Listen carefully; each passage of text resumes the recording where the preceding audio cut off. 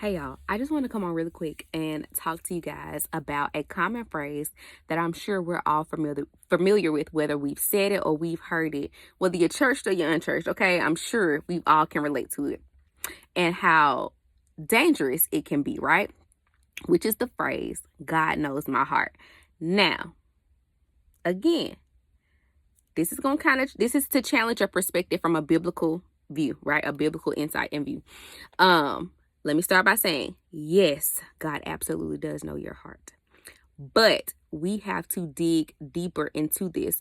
And I want us to be more intentional about digging deeper because I don't want us to just keep saying words and passing down phrases and statements haphazardly to generations, right?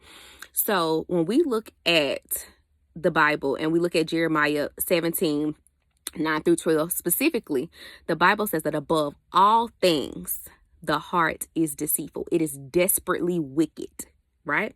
Now, again, God does know your heart. He searches it, baby. He is the one that goes to the root. He knows all of the ins and outs of this.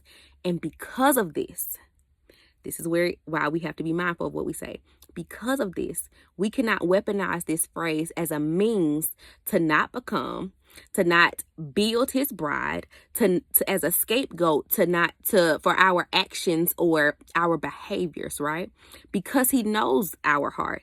We have to be even the more intentional about pursuing him, about leaning on him, about living and ascribing our lives to the standard of this great book, right?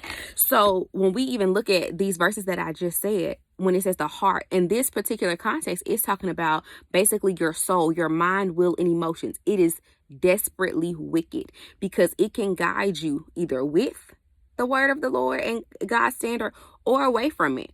But it is desperately wicked. And this is why we have to just be careful about how we are using our words and what we choose to weaponize as a means for us to be stagnant or to continue just honestly to be ignorant because we don't have a level of knowledge in certain areas, right? And I just want to really challenge our perspectives to kind of, not saying that it's wrong, but how we are using it is not completely the right way. So when we make these statements that God knows our heart, but yes, I'm saying this to say God knows your heart, but out of the abundance of the heart the mouth speaks. What does that mean? It means that even though God is the one who searches it, who knows your heart intimately, deeply, beyond the shadow of a doubt, everything you do flows from it. That's why Proverbs 4:23 tells us to guard it.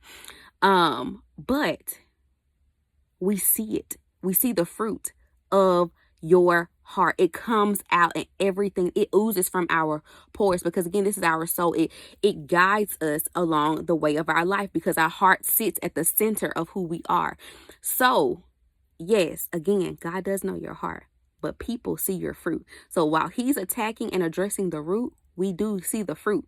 We might not know the details that God knows, but again, this should be a reason that we cling to him, guys, that we seek after him, that we thirst after him, and that again, we live our lives according to what he has lined out for us, and to not stay stagnant, to not just be saying stuff because it sounds good or we feel like it's an excuse or a great cop out. I want us to be very intentional about the things that we're saying, and the things that we're passing down throughout generations. Because again, God does render judgment. He issues rewards and not contributions. Lord, what is the word? Consequences or whatever the case may be based upon the findings in your heart. So the next time that you hear this or you say, well, God knows my heart, he does. But is that a reason for you to shy away? Is that a reason for you to give up? Is that a reason for you to behave a certain way? Is what you're doing because he knows your heart? Is it pleasing him?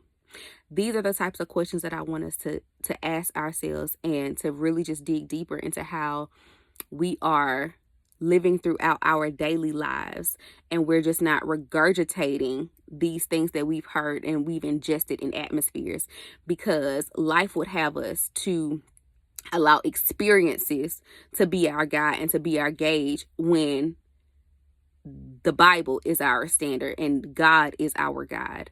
So I just wanted to come on really quickly to, channel some perspectives from from a bit more biblical insight in how we look at the wording and the context in which these things derived. But I hope you guys have an amazing, amazing day.